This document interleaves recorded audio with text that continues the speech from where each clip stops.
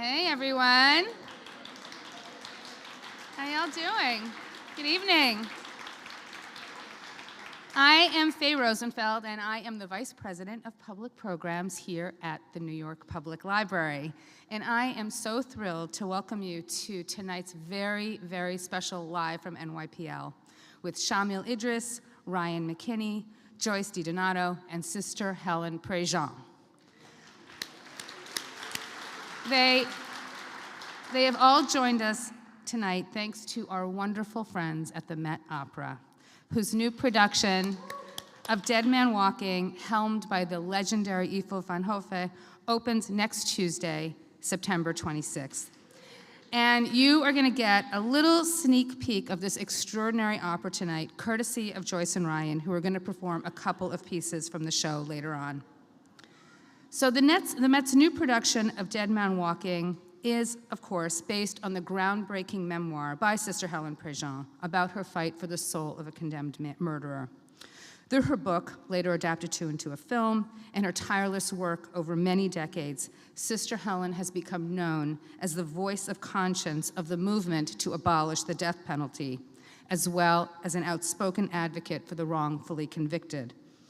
Now, as you may have seen when you came in, thanks to a very generous gift from the Ministry Against the Death Penalty, Sister Helen has provided a limited number of copies of Dead Man Walking for you all tonight. She'll be glad to sign your copy after tonight's program. So thank you so much for that incredibly gracious gesture, Sister Helen.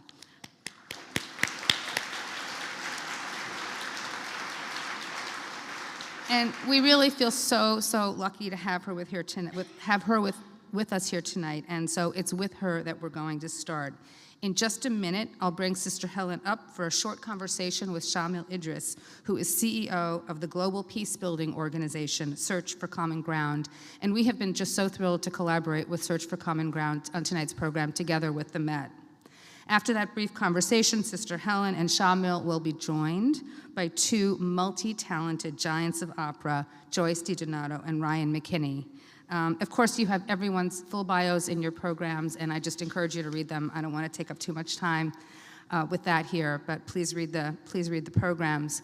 At the end of tonight's event, all the participants are going to take questions from the audience, and there are note cards on your seats where you can write your questions down, and we'll be coming around, staff members will be coming around to collect your questions.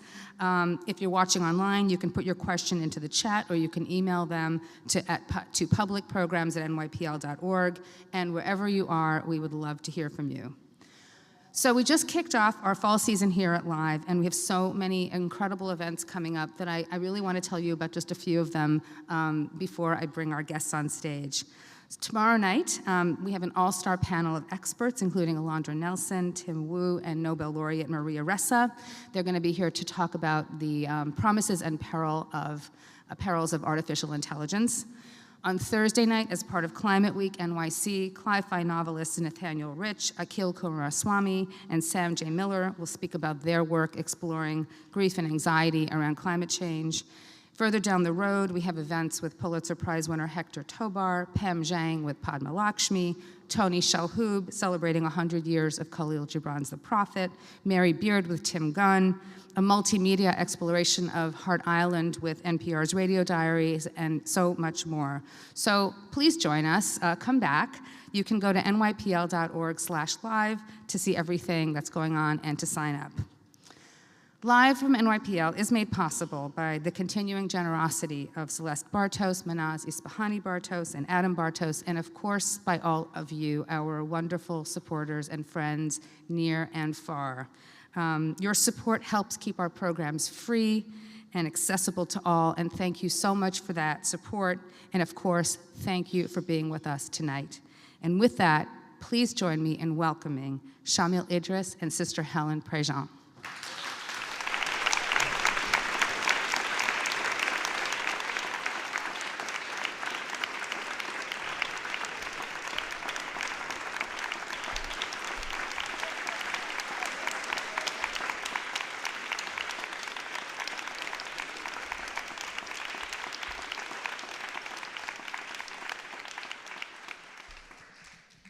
Thank you, Faye, so much. Thank you for anybody at the Metropolitan Opera and the New York Public Library. It's a thrill to be here. Sister Helen Prejean. Glad to be here, y'all. We were talking backstage, and you were remarking that I've gotten to meet a lot of heroes in my life, peace-building heroes, because of the nature of work I do. Tonight's another night I get to meet a hero, so I'm just really thrilled to be here. Sister Helen, so none of us would be here, and nothing that's going to happen on the prestigious stage of the Metropolitan Opera starting a week from tonight and then running for a month, none of that would be happening without you deciding to tell some really difficult and profound stories. But I read the book, and the book starts in 1982 when you're first invited to start up a correspondence with Patrick Saunier, a man condemned to death. Right. I want to get into that, but can you talk to us first about what got you to that point? Sneaky Jesus.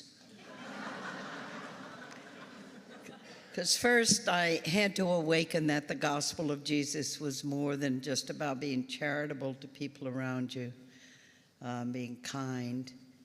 It was about justice, but I wasn't awakened to justice. So that awakening, I believe grace wakes us up. That awakening happened at a talk that I heard, and I heard the gospel of Jesus in a new way. I lived out in the suburbs of New Orleans, had never been in the inner city with my struggling brothers and sisters, African Americans, who, when I grew up in the 40s and 50s, they were our servants. It was the only way I knew black people. I never had a friendship with an African American person. And I moved into the inner city, and African American people became my teachers, and I saw the other America and all the different rules, and I felt the suffering. And one day then, coming out, and this is Sneaky Jesus Part 1. Hey, Sister Helen, you want to be a pen pal to somebody on death row? And I was waking up to all the justice issues. So I said, I could write some letters. I thought that's all I was going to be doing was writing letters. You know, I was an English major, do a little poem here and there, you know. And so I said, sure. And so he gave me the name of this man. His first story in Dead Man Walking, Patrick Saunier. The man wrote back. That was a problem. He wrote back. I wrote, he wrote, I wrote, he wrote. I found out he had no one to visit him. I'd say, I'll come visit you sometime. Thought I was going to do this little end run. Go visit the prisoner, you know. And he was so excited. Return mail, sent this form. And he said very simply, well, look, I'm a Catholic and you're a nun. Would you be my spiritual advisor? Filled out the form, no problem. And little did I know that 2.5 years later, when he was going to be killed in the electric chair and brought to the death house, the only one who could come to be with him would be the spiritual advisor and be with him as he was being killed. And I'd be saying, look at my face when they do this. And that's why I call it Sneaky Jesus Part 2. Changed my life forever.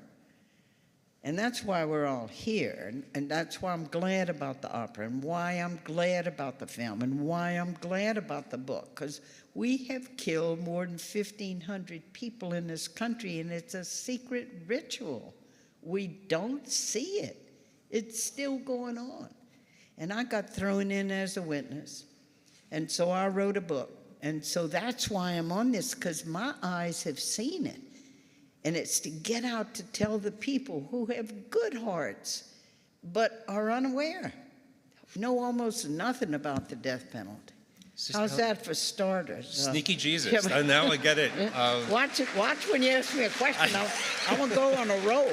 I told my colleagues before this you were going to run over me, and that would be great. But you just said something, actually, that happened. So in the book, right after he's executed, Patrick Saunier, you record here a quote from a man named Millard Farmer, who is the death row lawyer, who sounds like really inspired and informed a lot of that early activism from you.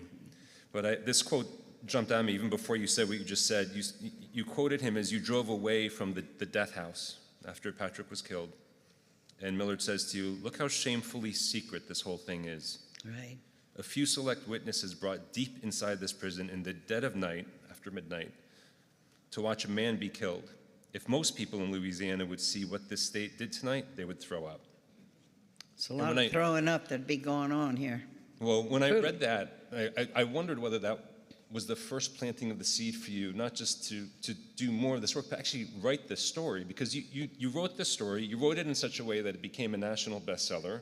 You wrote it in such a way that it then became a hugely critically and commercially successful film, Oscar award-winning film, and now an opera which I understand is the most widely produced modern opera of the last 25 years in the whole country. So pretty incredible storytelling. What prompted you to actually write that? When did you decide you were going to write this story? Well, what I did first was just to go and talk to everybody, anybody, you know, captive audiences in the sociology class at Loyola University, poor kids. We're bringing in a death penalty nun.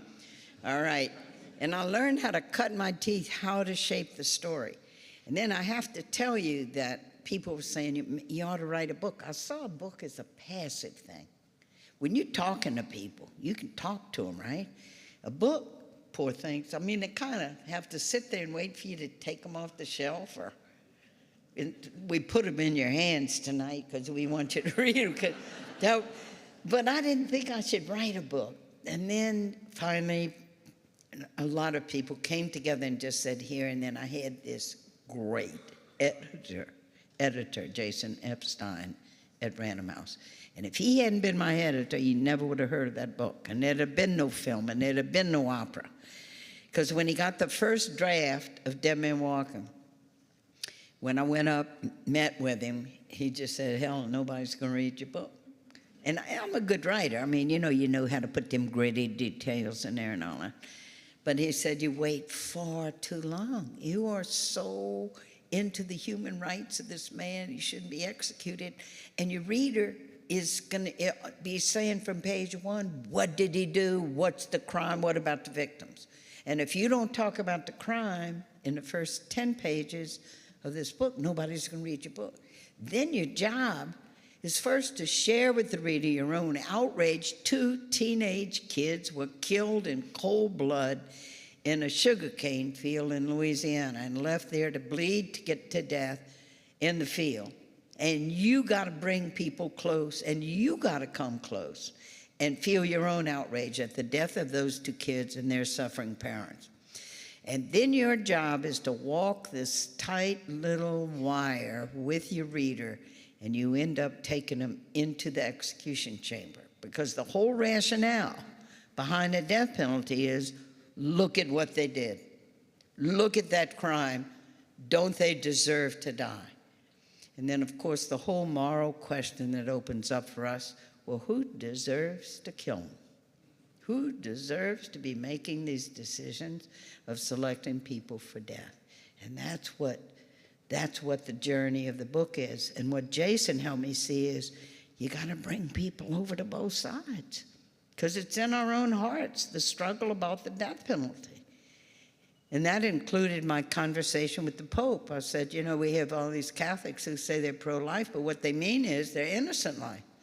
But when people are guilty, they deserve what they get, and they draw a line. We do. And it's one of the issues that we really struggle with. And I always say that when the opera is the fullest expression of art, because it's not only going to take us there in drama, but in the music that instructs our hearts in ways we don't even know. And it's all going to be unleashed in the opera, because you're going to see the killer right off. You're going to see the murder stylized, but you're going to see it, and you're going to know who did it. You're not going to use any moral energy, and did he do it or not? You know he did it, and you don't like him. He's not remorseful. He doesn't claim it. And there's a part in all of our hearts that says, well, he deserves, then this is what the death penalty is for. And I often think they ought to put safety belts in the seats of the opera, because you're going to really go on a ride when you experience the journey that the opera is. So that's a perfect tee up for where we're going to go now, because we're going to give people a little taste of what they're going to see. Can you just set the scene for us, though? You know the piece that Ryan and Joyce are going to come out here and perform, and it comes from your story and your personal experiences. Set the scene for us a little. Sure. So you're going to have Ryan singing the Joseph DeRoche part and Joyce out of the Sister Helen part. And it's right after he came out of the pardon board. Pardon boards are farces in the South. They're polite, but they just go in the back room and they know what they're going to do. And he's going to start with singing 17 minutes. That's all the time it took to condemn a man to death. And then you see Sister Helen with him, you see Joyce with him, trying to get him, because he's acknowledged nothing. And it's not to please the pardon board or anybody, it's the integrity of his own life, that he wasn't facing up to the truth of his life. And so then you're going to see her saying to him, the truth, Joe, the truth, Joe, the truth will set you free. And you see that encounter between these two human beings. So I'm going to get out of the way. You're going to stay here, and they're going to come up.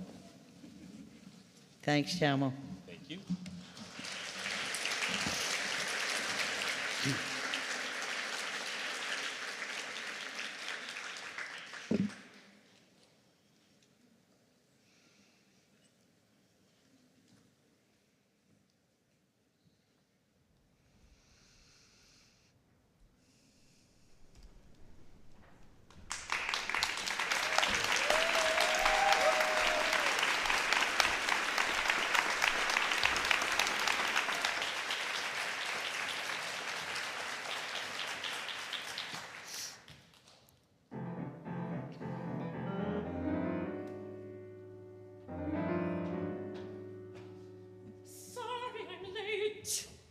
I figured you were giving up on me. Everyone else has. I gave you my word, John. You're stuck with me. 17 minutes. That's how long it took them.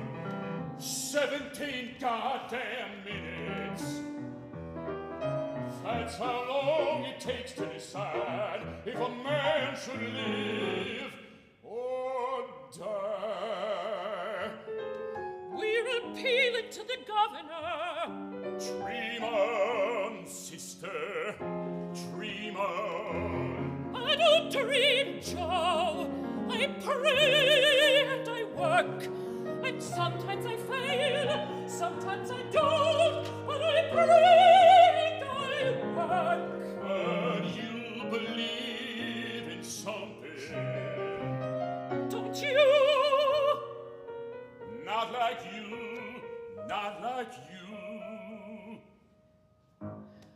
I believe in the here and now. I believe in what's real.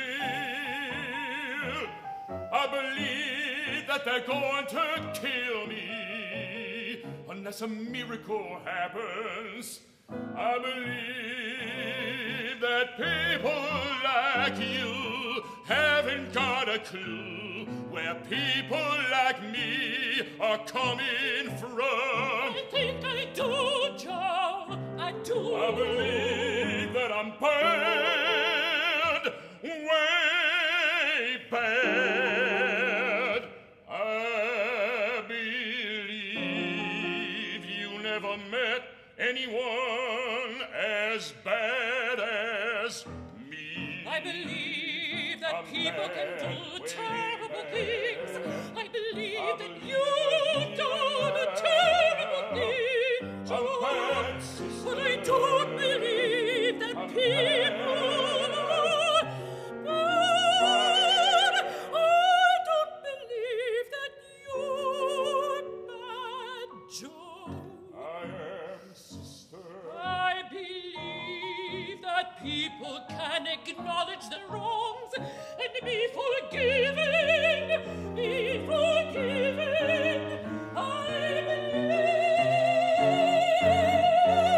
I'm sorry, but I don't see any forgiveness in a lethal injection. I don't see it. Forgiveness. Forgiveness. Hearts and souls, John. No forgiveness. Hearts and souls. Look. I hate it when you sound like a nun. Forget that I'm a nun.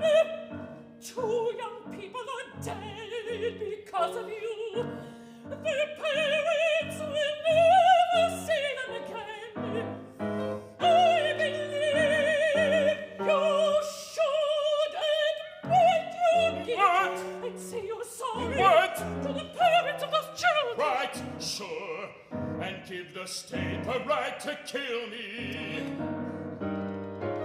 You may be a good nun, you'd make a lousy lawyer, sister. We both know I'm on a railroad track to hell. The truth, Joe. We both know the truth's gonna forgive me. Forgiveness No word. begins with honesty. No word. Forgiveness begins with the truth. The truth, Joe. The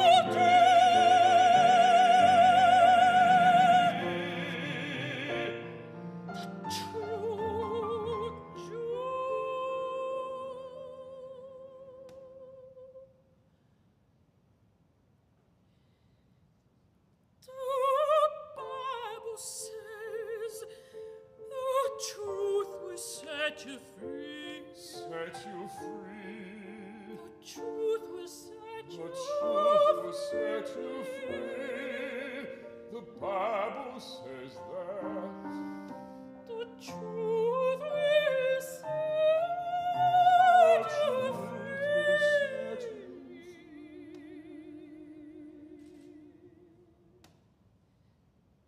I like that. I do too, Joe. The The truth truth will set you will set you free. Say it again, The Joe. truth will Say set it you again. free. The truth will set you free. Not me, sister. Not me. No hope for me.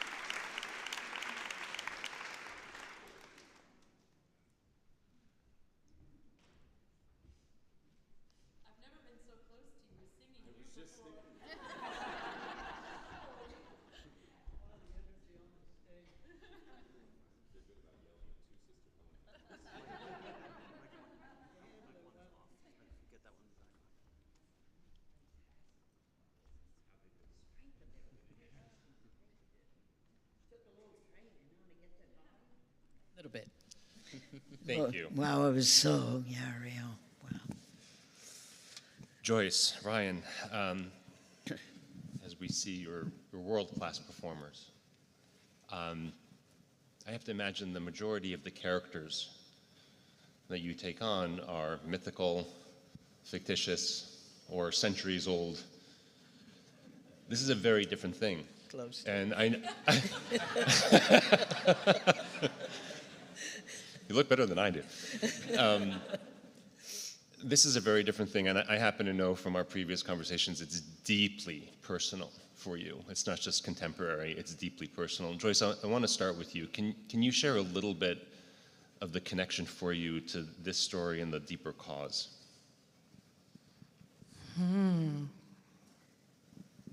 I mean, I think the thing that continues to humble me deeply about this, being a part of this world and this opera and this story and this reality, is that it is so radical in that it looks us square in the eye and say, you've got to open your heart.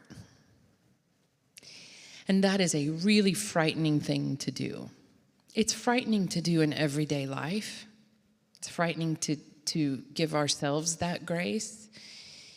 Somehow removing it in a theatrical way and saying that's the worst of the worst.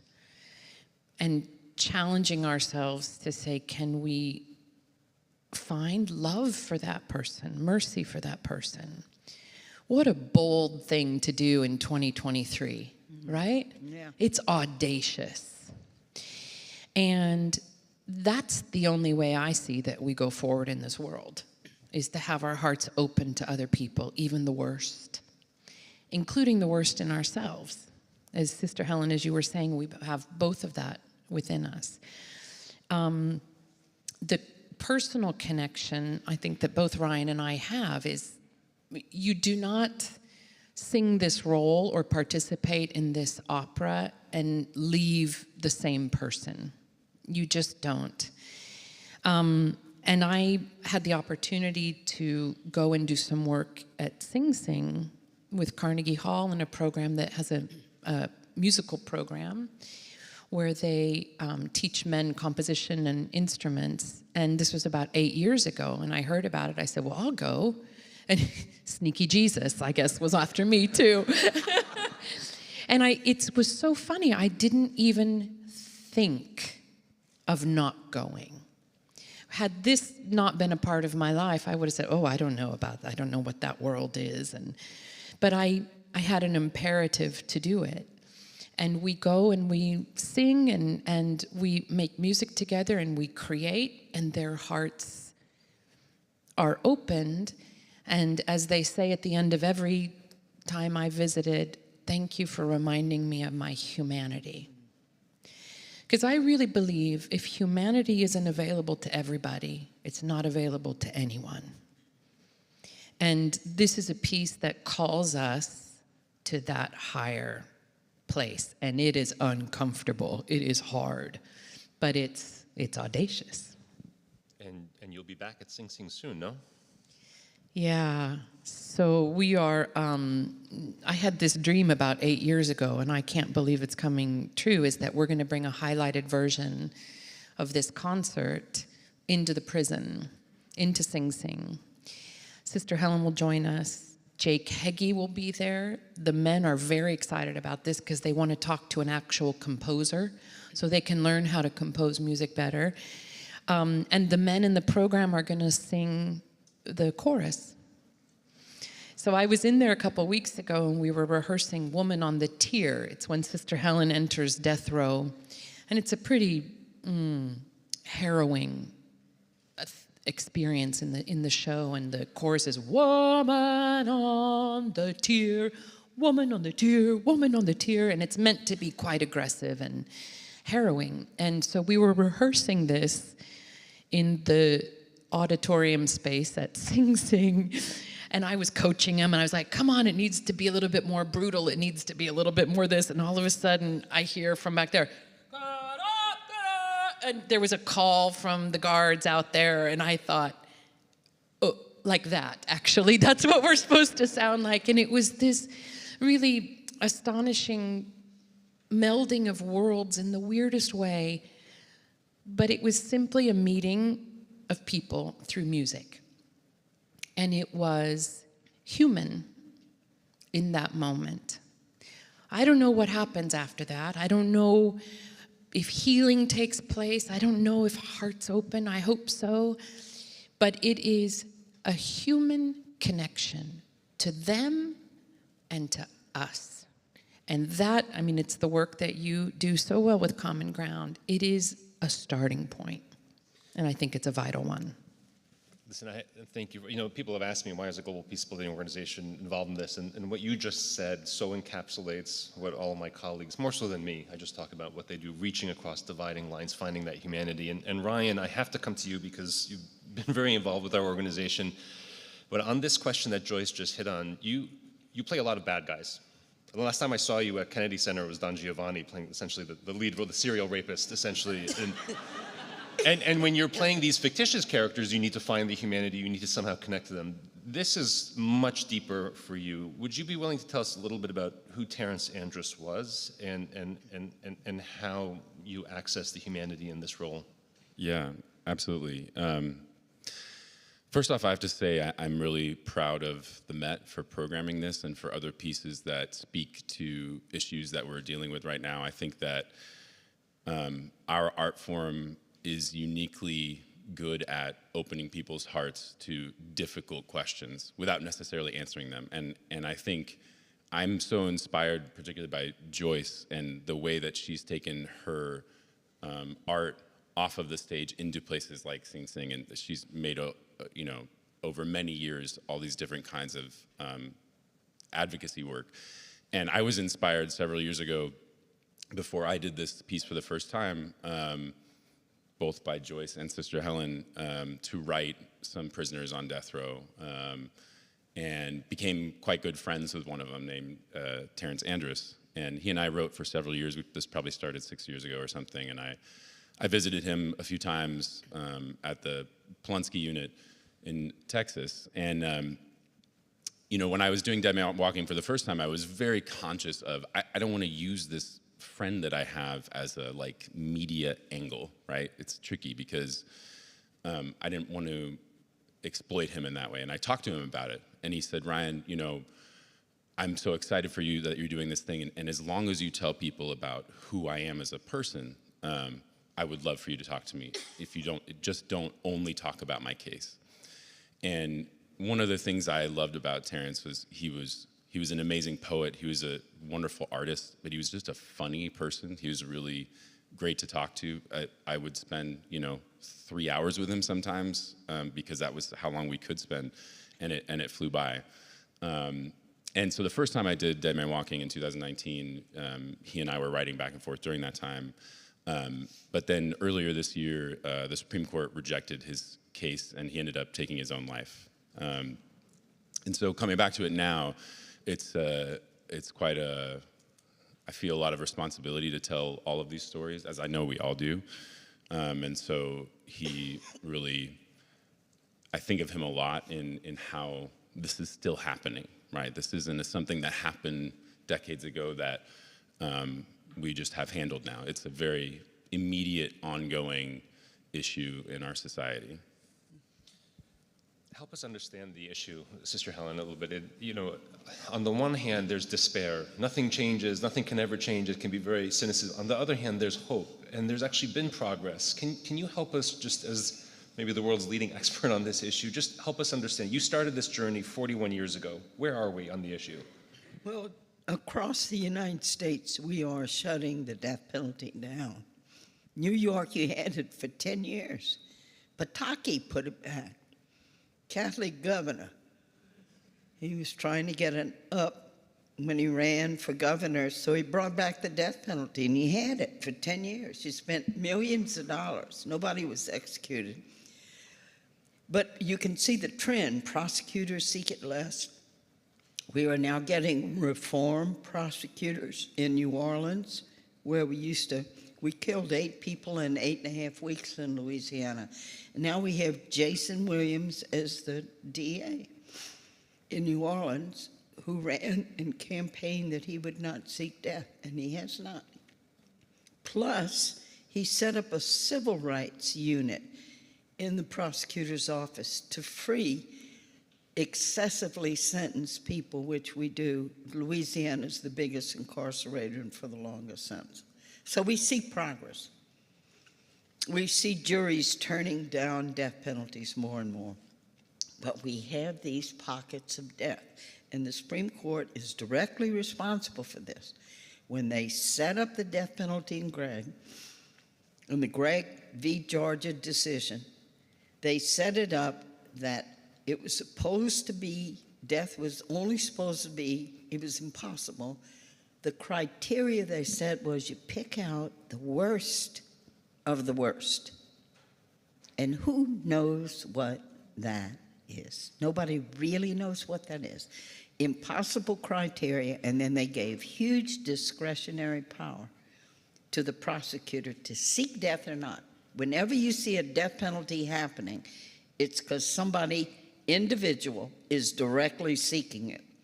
So then you look at the record of the Deep South states that practice slavery, and that's where over 70% of actual executions have happened and continue to happen.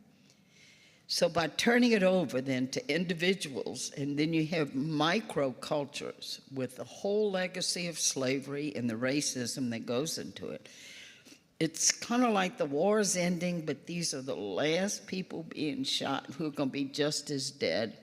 And you look at the terrible stuff Alabama's doing, experimenting with how to kill people And the Supreme Court allows experimentation of using different drugs to kill people. So we're still in a bad way as long as these lives are being lost. And so we got to wake people up about this. Well, that's a big part of what you're doing tonight, right? Yeah. And for the next month on the stage at the Met. And one of the things that I've seen with all the change makers I've had the privilege to be around is that the change that they drive, when it happens, it seems really sudden, but it's actually decades in the doing. And it seems incremental, and suddenly it's like an iceberg calving. So I don't know where we are in that. I'm not smart enough to know. I want to go back to the performance, because this is a preview, so people, this is a privilege for people. They get to hear the performance. Maybe just open the curtain a little bit for you as artists. Is there a particular piece, is there a particular movement, is there a particular element that's especially, frankly, difficult or meaningful for you? I've seen you talk about the fact that people think the push-up scene is hard, but you're like, no, forget that. There are other. Could you each maybe, for people who are going to go see this at the Met next week or afterwards, then maybe give them a little insight into what's going on for the two of you? Yeah, sure. So there's a lot about it that's difficult. Most of it is difficult emotionally. It's just a big, for my character, it's a big arc, and especially, I think the confession scene for me is really, it's an amazingly written scene. It's a beautiful moment, and it's also like really heart-wrenching. And had this moment where I scream stop after I'm telling the story of what I did, and my wife Tanya and I were talking about this a few months ago, and it occurred to me that the stop is him telling his former self to stop. I was actually thinking about Terrence, who would talk to me about trying to tell his former self not to do that. But it's followed by like one of the most amazing moments in the score musically, when Joyce sings "God is here right now," and this kind of, you feel the heavens open up, and she holds me, and it's this like really, you feel in that moment, the truth will set you free feels real. It feels like the fact that he can say that lets him actually feel that release. So I both dread and love that moment. Mm-hmm. This is also Search for Common Ground territory, because the scene that happens right before the duet that Ryan and I sang, for me, is one of the harder scenes. Although it's all hard because I don't leave the stage the whole night, and it's really what Sister Helen writes about so beautifully in the book. This clock is just ticking, and you can't stop it. But at the parole board meeting, Joe's mother, the great Susan Graham, who sang Sister Helen in the world premiere, she's singing Joe's mom, and she pleads for his life. Please don't kill my boy. But the two sets of parents of the kids who are both murdered, and the girl is also raped and murdered, they're present.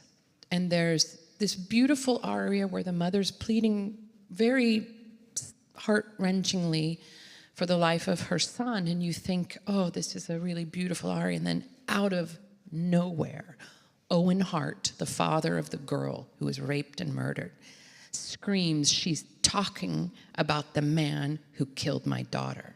And he raped her, and he stabbed her 37 times.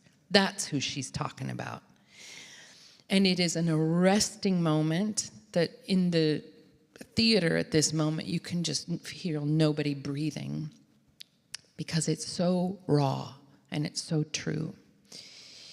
And Sister Helen doesn't see this coming, and she's in a state of shock, and as the 17 minutes are happening, as the parole board are formulating their answer, she goes over to the sets of the parents, and she says, hi, I'm Sister Helen, and I've been with Joe. And they're like, Joe?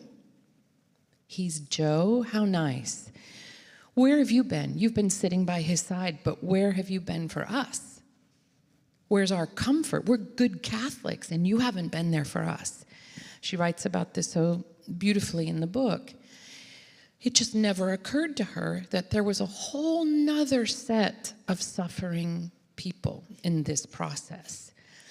And it's one reason I think Sister Helen enters so angry at the start of this scene, because it's the first time she's felt the real life repercussions of what he's done. It's not just a pen pal, he took 2 lives. And I think it's one of the geniuses of this piece is that that element of the suffering is really truthfully represented here. And it's not wrapped up neatly at all, as it isn't in real life.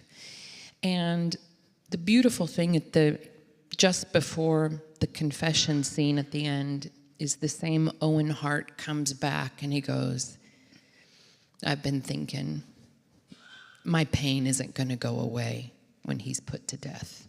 I still will have this pain. And there's a crack. There's a crack in the door, and Sister Helen says, can I come visit? And he says, yeah.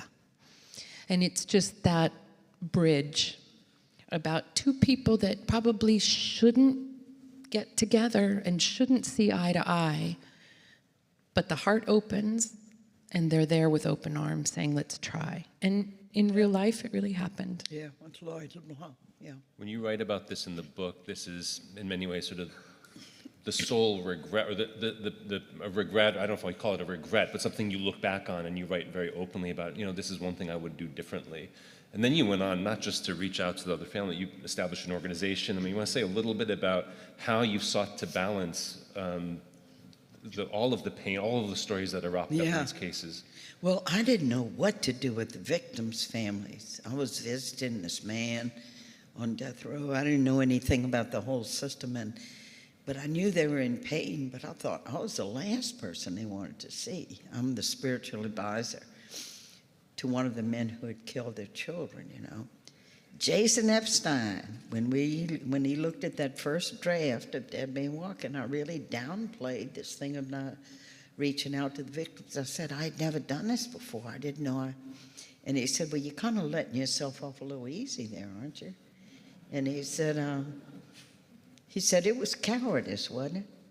You were scared, weren't you? I go, well, yeah. He said, look, when you write your book, don't just take people with you on the peaks of the waves where you do things great. Take them into where you made mistakes. That was a mistake, not to reach out to them, even if they rejected me. Because one of the families, as it turns out when you read Dead Man, Lloyd LeBlanc was waiting for someone. He was a good Catholic man, and so he reached out to me and we prayed together, and he's the hero of this book, in my opinion.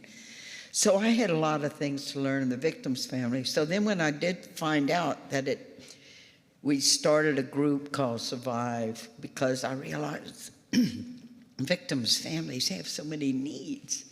To be promised by the state what we're going to give you, and they have to wait an average of 17 years, is you get to come sit on the front row and watch as we kill the one who killed your loved one. That's what they're offering them. But that is not healing for people. And it's all public. All their grief is public during all that time. So we started a group called Survive for victims' families. So there's a lot that needs to be done. There's a lot of violence. A lot of families have people killed. And they need a lot of healing. We need, as a society, to address that. How many condemned men have you served as spiritual advisor for now, Sister? Well, with the 7th one, 8th one, 7th, Manuel Ortiz, I've accompanied 6 people to execution. Look, I told you backstage that I had the privilege of meeting Archbishop Tutu, who wrote the foreword for this edition of your book. I'm going to ask you the same question I asked him, but first I want to tell you one way in which you so remind me of him. So my first conversation with Sister Helen was on the phone last week. Within 2 hours of that brief conversation coordinating for tonight, my phone rings. Shamil, have I got a mission for you? And she immediately tells me how I need to help her get these 300 books here. And it reminded me so much of Archbishop Tutu, these powerhouse religious leaders, but cause drivers who you just can't say no to. I'm not even Christian, and I was like, I got to do this for the sister. And I want to ask you, because in all seriousness, I mean, starting Survive, 6 men accompany, I asked Archbishop Tutu once, how did you chair the Truth and Reconciliation Commission? How did you sit there for hours and hours, for days and days, weeks and weeks, and hear people talk about the horrible things that they did and try to offer a chance? How did you just survive that? And he put his hand on me and he said, well, you know, Jesus wasn't a vacuum cleaner just sucking in all the dirt and holding in it. He was a dishwasher. He took it in, he cleansed it, and kicked out the dirty stuff. I'm a dishwasher. In all seriousness, I don't know about that dishwasher. no, seriously, how do you, I mean, I asked them, like, how do you keep it together on stage? How do you keep it together in real life? I'm having a little trouble with my throat. I'm glad it's not you. You're present to what's going on. You're not in charge of it. You know your role is to be present. So people look at it from the outside and they say, how did you do that? I remember when Susan and I were looking at the film of the scene where finally Matthew Poncelet in the film breaks down and finally confesses, and we watched it together, and she said, oh, it must be hard for you to be watching this, huh? And I said, well, Susan, the real thing was a lot harder. She goes, duh. You're present. You don't understand anything. You're present, and it's almost like just riding the wave of the present. But you know what you got to do, and you got to be there for them. That's what you got to do, and be present. That's what's. Bless you for doing that. Thank you. So we have some questions from the audience in our last less than 10 minutes here. First for Joyce, and it's a bit related, but we didn't pin this down. How do you just manage, and I'm going to ask both of you this, how do you manage the emotions of the character? I mean, when you're that tied to this, and it's, as you said, Ryan, it's not just contemporary, it's going on. Tomorrow, it's happening now, you know people, you know, how do you not break down on the stage? Like, really, how do you manage the emotions and yet get into the characters? Sometimes you do break down on the stage, and I'll tell you how. It's by what you've lived. Sister Helen, because the way the opera starts is a very graphic depiction of the rape and murder. And so, as you were saying, there's no doubt of the guilt. The question is now, what do we do? And that shifts immediately to Sister Helen singing an a cappella hymn, a tune that, that Jake gave you. And Jake wrote it, but it feels like it's been around forever. And she returns to that occasionally throughout the night for when she needs strength, when she doesn't know where else to go. She has this hymn. The execution happens, and it takes place in about 1.5 minutes of total silence at the end of the opera. And then Sister Helen walks and looks at the audience, and she sings this hymn, a cappella. Talk about audacious. Yeah. I mean, that's how Jake finishes his first grand opera, with an a cappella hymn. Yeah, really. And the first time I ever ran it, and we did the whole piece one after the other, it was in a rehearsal room with piano, and to witness the execution, it just shattered me. And I literally went to the floor, and I could not phonate anything. And Jake was in the room, and I said, Jake, I can't do this. It's too much. You've asked too much of me. I can't do it. And he said, yes, you can. I said, you don't understand. Like, I can't phonate. He said, yes, you can. Because when you turn around to that audience, it is Sister Helen who is on a mission. She's witnessed this, she's seen it, she's lived it, and now she has work to do. And that was the key for me. We have a story to tell. We have a story that the world needs to witness. And we do a lot of work in rehearsal to find out where our limits are. There are moments, myself, I have to let myself go there in the rehearsal and feel it and weep and shake. But when the curtain comes down, and you all who've paid the money to come see it, when that comes down, we have a job to do. And that is where we get present. It's exactly the same thing. I have two quick things to say about that. One is that I have no chance of holding back my emotions in this role, and I don't try to. In fact, I've found for me, just from a physical singing standpoint, that the trick is not to cry. That actually, if I let myself lean into it completely, then I can open up and sing just like I want to. But if I try to hold it back, that's when I can't phonate. And then the other part of maybe the bigger story of exactly what Joyce is talking about, that the work that we're doing in this is meaningful. We know it is. Like, people come to talk to us about how this opened them up in different ways. And I have to say, being on stage with these three people, we know what Joyce does on stage and off stage, and I have worked a lot with Shamil and Search for Common Ground, and also being around Sister Helen and the work she does. I think there's this common thing of see everyone as a human being and do the hard work of opening yourself to them, even if, especially if you think they're terrible and they've done terrible things. Because the thing is that it's not because it's a good thing to do. It is a good thing to do. But to me, the point of that is you're in touch with your own humanity then.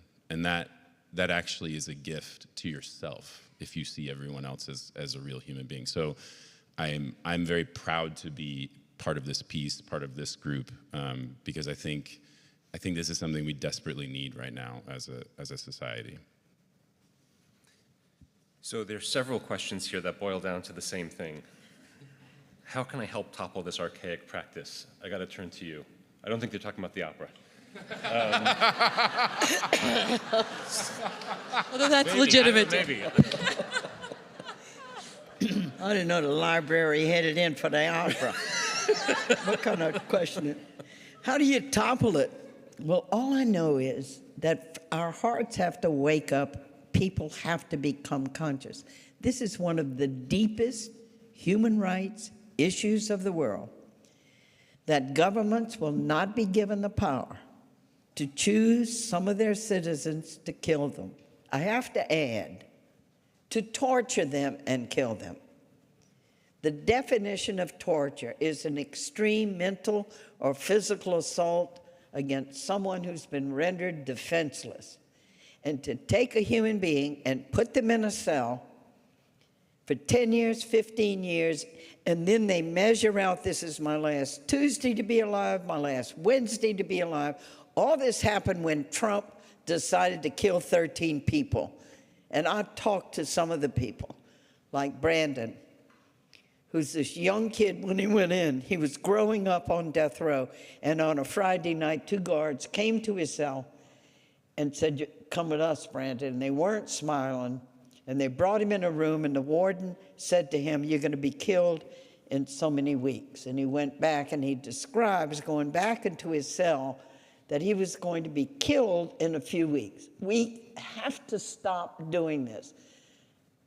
When we become conscious as human beings, when we deepen our awareness of this, conscience and consciousness are really close in us. And then we reach out, and I can't give you all the steps. You don't have it in New York, but we sure got it in the southern states. And Alabama now is deciding to kill people by nitrogen hypoxia. They're going to gas them to death with nitrogen. And we're citizens. Our name is on that gurney even when we're not physically present. And you got to join groups. You got to write to the states. You got to do something. And I'm telling you one thing about hope. When we standing on the side of the river and we just watching, and we're not doing anything, we're not writing to someone in prison, we're not engaged in any way in penal reform or ending the death penalty, we don't have hope. The minute you begin to act, no matter how small the action, energy and life flows through us. We experience hope because we're doing something. But the worst thing is just to stand on the side and say, "Oh, look at all these problems we have." Do one thing and write to a prisoner. Get in touch. It's such a place of separation where people lose their humanity. To do one thing, do one thing. That's what I'd suggest. And can they join the Common Ground group? Yeah, we'd love to have your support, but let me just say, I was going to say some closing remarks. I can't. I can't. That's amazing. Maybe just in our last minute, Ryan, Joyce, any final words that you'd like to share? I just want to say that I'm so excited to have this group come together. I don't know how much we got to talk about Search for Common Ground tonight, but it's just an incredible organization that does great work around the world. And I think, you know, this idea of seeing everyone's humanity is really important, and in the work that you all are doing, I'm just really grateful you all exist. It gives me hope. Thank you. Thank you.